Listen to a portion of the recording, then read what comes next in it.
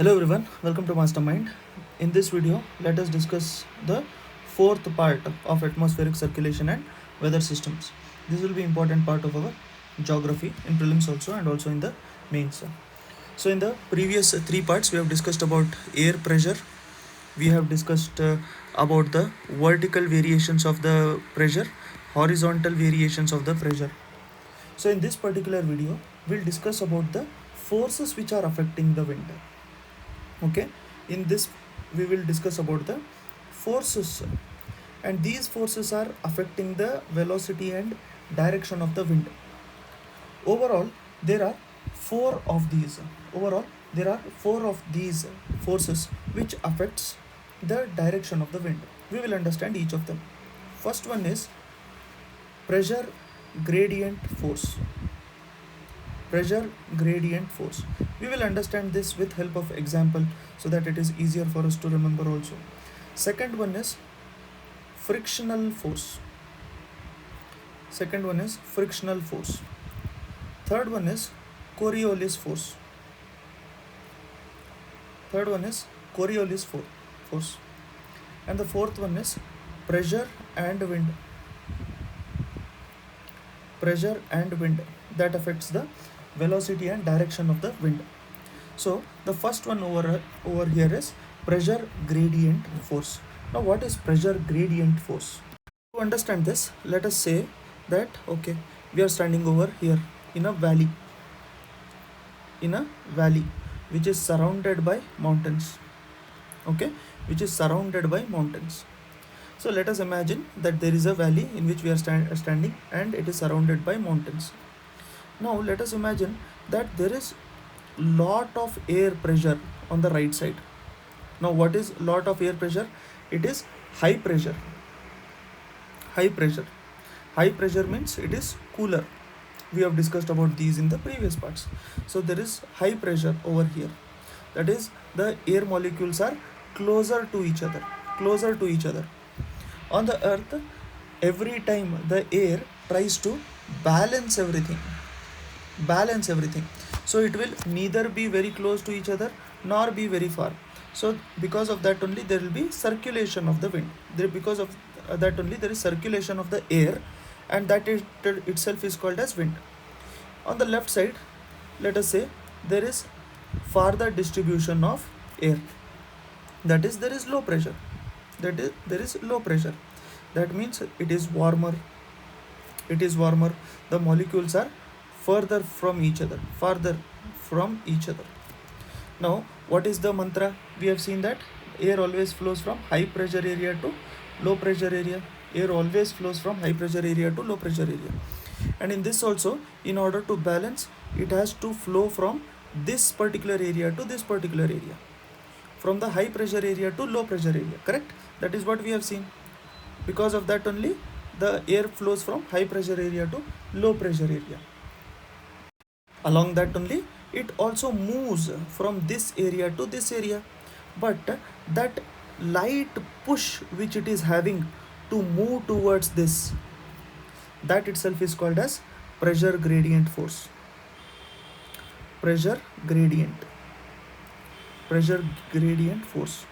Now what is pressure gradient?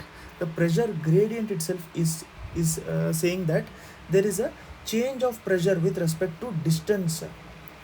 There is change of pressure. So here we can see that there is a distance. So in this distance there is high pressure, in this distance there is low pressure, in this distance there is low pressure, in this distance there is high pressure. So there is change of pressure in this area, correct? And because of that only the region is balancing by moving from high pressure area to low pressure area.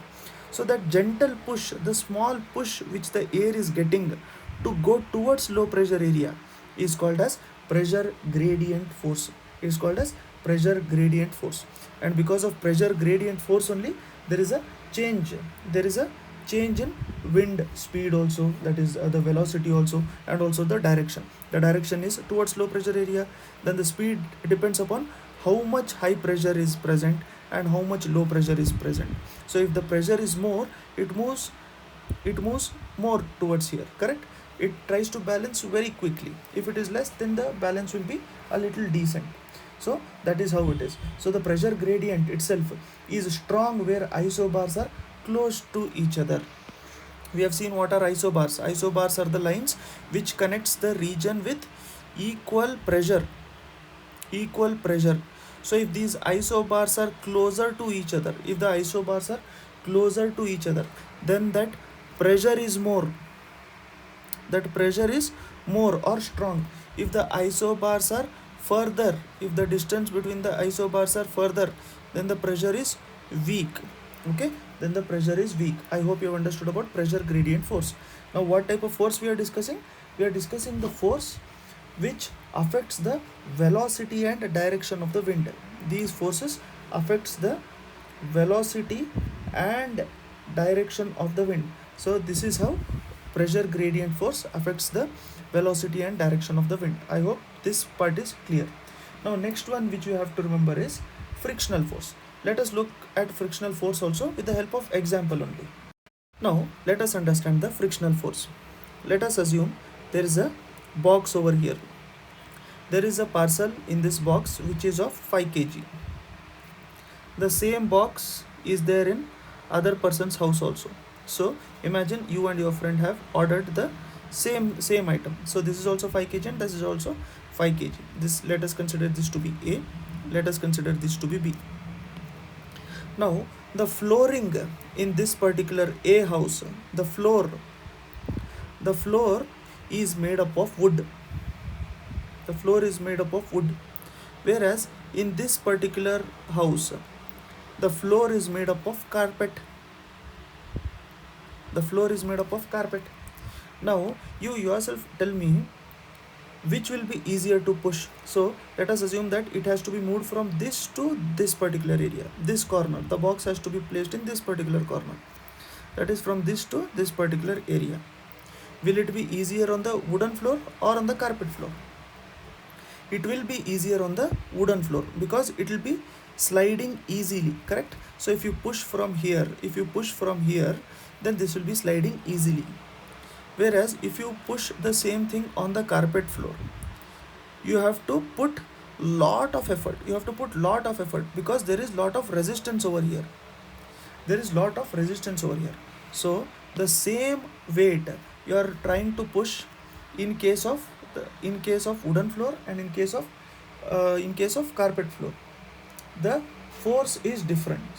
This resistance which it is providing the resistance, correct? This extra resistance which you feel to push this particular box to the corner, this is called as friction. This is called as frictional force, correct? There is more resistance and because of that you have to push it even more with lot of strength, and that is called as frictional force. So frictional force is a resistance that occurs when two surfaces rub against each other. What are the two surfaces over here? The box and the wood. So the box also is rubbing against the wood, but here the friction is less. The frictional force is less, so it will be easier to move, correct? So the frictional force between the box and the carpet slows down the box movement, correct? Here it is slowing down the box movement. That is, the carpet is acting against the box. Acting against the box. That is, carpet also is pushing. So this makes it more difficult for us to push it. Another example which we can say is going on bike on the road, correct? Going on bike on the road. Let us say at that particular point of a time, let us say this is the bike going on bike on the road. So this road and the tire has perfect friction. They are acting in perfect friction. Because of that only it moves further. But in case if this road itself is made up of ice, or let's say it has rained over here, if there is a rain over here, at that point of a time it will be very difficult. That is, the friction force decreases. There is a less friction, similar to that of wood. There is less friction. So because of that only the bike tends to slide. So as you try to increase the speed, it slides even more. So it will be difficult to go. But In case if the road, it is a tarmac, or let us say there is a CC road, etc., at that particular point of a time it catches properly because of the friction. So this is the frictional force. Now that we have understood what exactly is frictional force, how is it affecting the atmospheric circulation, correct? How is it affecting the atmospheric circulation? Now let us imagine whatever we were looking at. Let us imagine that there is a air over here.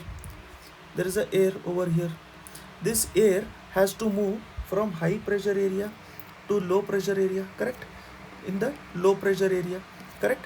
But for this air to move, it is not completely plain. There may be buildings over here. There may be buildings over here. Maybe there are mountains over here.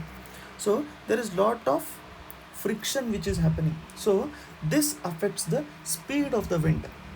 This affects the speed of the wind. You also have to remember that this friction force, or this friction is great. This friction is great, or it is highest at the surface. As you go above in the altitude, the friction is less. Why? Because there is less resistance. So the friction is less as you go above an elevation, okay? But as you are towards the surface, the friction is greatest. One very important point here which you have to remember is that the friction is minimal over the sea. Over the sea surface, the friction is very much minimal. So we understood about pressure gradient force and also frictional force. In the next part we'll understand about Coriolis force and also pressure and wind, because it is a little detailed to understand Coriolis force, and also it might be a little confusing also. So we'll discuss about that dedicatedly in the next part. So I hope you have understood about this particular concept. If you have understood and if you have liked this particular video, then consider liking. So there are a lot of multiple choice questions which we also cover in the in case of e-papers. You can opt and you can attempt a lot of questions there also. So I'll see you soon in the next part, which is part 5.